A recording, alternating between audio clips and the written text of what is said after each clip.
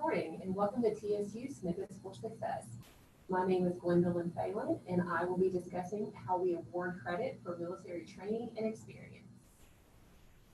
I am the Tennessee State University's Military Prior Learning Experience Assessment Coordinator, and I am tasked with improving communication regarding military prior learning experiences and practices and procedures, and tracking and promoting military prior learning experience to students and their academic advisors. So what is the definition of a student veteran? A student veteran includes active duty service members, reservists, National Guard, and veterans. In 2013, over 1 million student veterans used their GI benefits to pursue their academic endeavors, and this number continues to improve. So, what are our stats? Tennessee State University proudly supports the military and their service members' independence, and we have approximately 165 students utilizing their military education benefits this semester, spring 2019.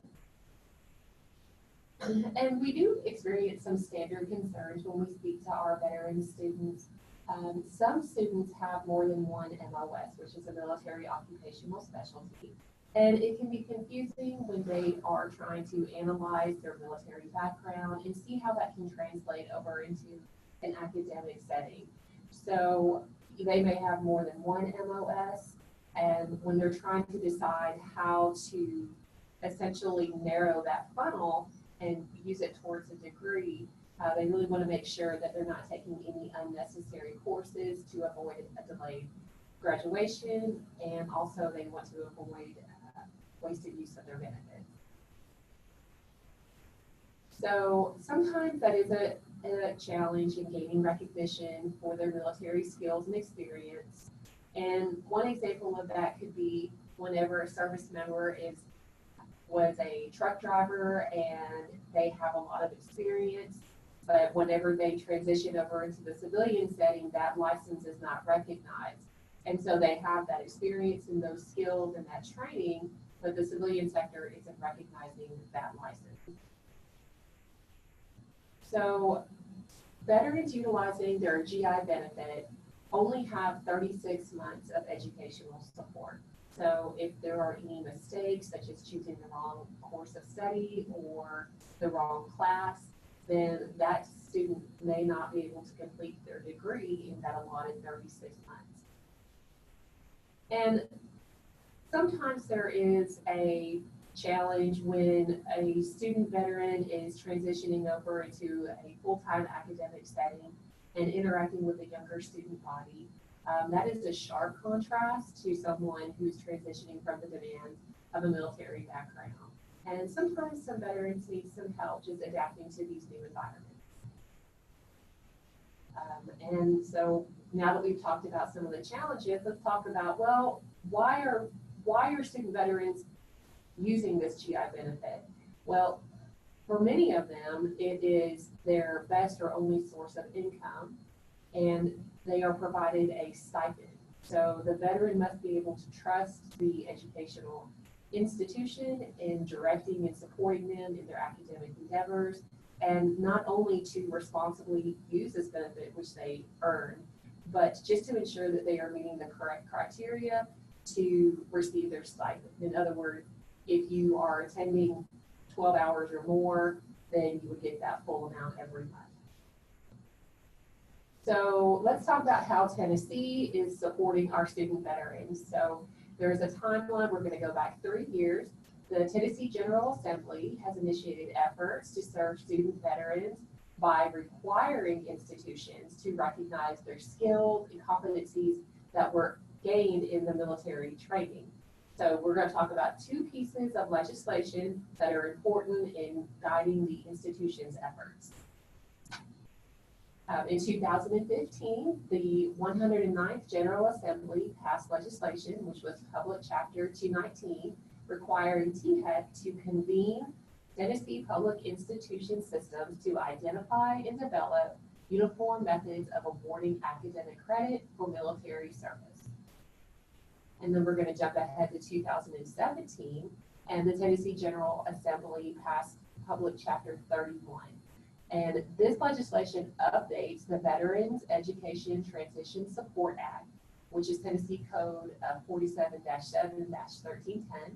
And this new legislation includes requirements that are relevant to all Tennessee public institutions of higher education on methods to assess and maximize the academic credit awarded to veterans and service members for experience, for their education, for their training, all of that which was obtained during their military service.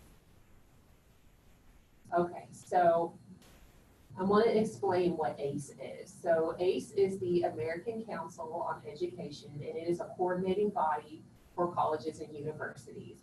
So ACE has held a contract with the Department of Defense since 1945, and they are able to conduct evaluations of the military experiences and then communicate those results within a published guide. And that is just because they do have that contract and they have access to that. And so since they have that contract with the Department of Defense and they have access to military course materials, that is something that the general public would not be able to assess and evaluate learning from a college perspective. So we're really leaning on this ACE recommendation throughout this process. And so now that we know who's evaluating the training that's conducted in a military setting, how is that equated over into the civilian sector? So the ACE program has faculty members which are very experienced in assessing coursework. And so the translating the military credit into college credit is not done just by one person. This is done by multiple faculty members, and each of them has a lot of experience. And that is how that is done. So we're looking at the ACE recommendation. ACE has the contract with the Department of Defense and access to military training. And they're saying this is what this is. And then you have more than one person in a civilian sector saying this is how this training equates to this course. So this is not an automatic translation. Every institution is different, and every institution is allowed to make their final determination of what military experiences are translating into their specific courses. And so what that means is different civilian education institutes will have different interpretations of the ACE recommendations because sometimes they have different requirements for their courses. So that's why everything is a little bit individualized. And when you are awarding credit to students who are veterans or military service members, that is how that process works. So we refer to the Joint Service Transcript, and we simply just call that the JST.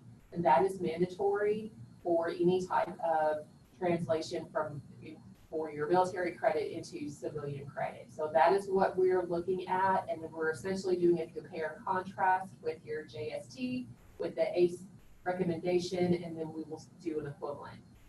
That's what we use. We use the American Council on Education, the ACE guidelines, for awarding academic credit for military experience, education, and training. So that's how that's done.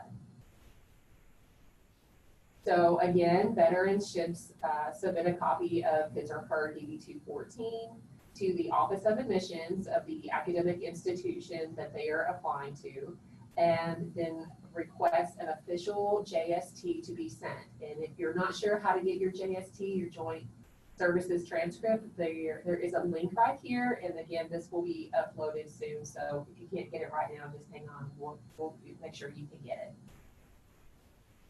Okay, so you have decided on an institution, you have your JST, and you have submitted it. So if military, your experience and your training and your education is not the same as exactly, it doesn't fit the exact course description, then we're not just going to leave it at that. There are other steps that we can go to, and we will make sure that you are aware of other prior learning experience assessment options. So the Office of Admissions and Records informs the student that you are eligible for the availability of credit for military service, And once you have submitted those documents to the Admissions and Records Office, they are reviewed and evaluated by the records personnel. And then the registrar evaluates the transfer credits for students who clear the TSU admissions criteria and who have declared a major. So the complete files of students that have cleared the transfer admissions process are forwarded to the registrar for evaluation. And then each file is processed individually, and each file is processed individually, reviewing institutional catalogs and conferring with academic departments for specific course equivalencies. And really that just goes back to, we're doing compare and contrast with your military background and training experience with the ACE recommendations and seeing if they translate to courses at that institute. So what are some proven strategies which support veteran students? So there was a pilot study of 200 student veterans conducted by the Pat Tillman Foundation, Operation College Promise, and it found that veterans with access to on-campus support systems and services, including advising, have higher grades and retention and graduation rates than their non-veteran peers. So that is something that's very important to student veterans. And so we're going to talk about how TSU does that. So TSU has a veterans page, which provides on-campus, local, and national resources. There's the link. TSU has been designated a certified vets campus by Tennessee Higher Education Commission, THEC. And to review Tennessee State University's prior learning assessment policy and procedures, we do have a link there as well. And Tennessee State University has already translated over 50 MOSs. And so we have those on file right now. We are continuing to do more, as are all the other institutes in Tennessee, but we do have some already in place and are working towards getting those published online. So how can you learn about your VA benefits? We talked about GI Bill, but that's not the only education benefit.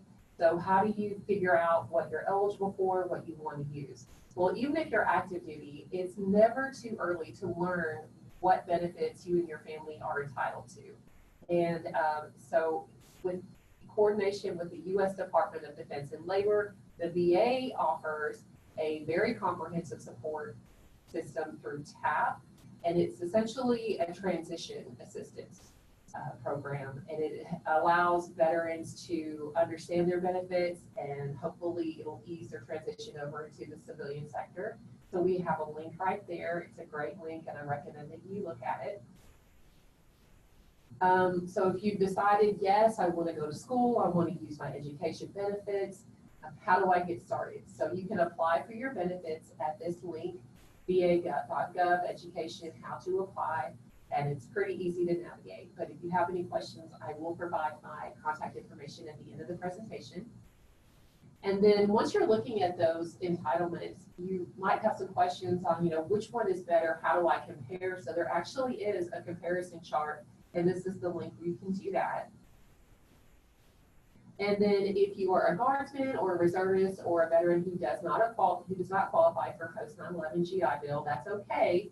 You can also apply for other education benefits through other programs. We have that link for you here. If you have a service-connected disability, and that might limit your ability to work or prevent you from working, there is a program called the Vocational Rehabilitation and Employment Program, and it is referred to as Chapter 31, and that can help. So if you have a disability rating, then I would suggest that you just check out this program. It's great. And you can just find out if you're eligible and then how to apply for it. So we have this link for you as well. And then in some cases, your family members may be eligible for some of these benefits. So it's definitely worth checking out. TSU Veteran Support. So if you have any questions regarding your military benefits, your military experience equating over into academic credits or admissions, feel free to contact me. Here's my contact information. And don't forget, even if some of your military training doesn't exactly fit into a certain course, we do have other prior learning assessment options, and that is located on our website as well. So again, my name is Gwen Phelan, and this is my email, gon6@tn state.edu and my office number. And I hope this was beneficial. And I'm opening this to any questions anyone may have.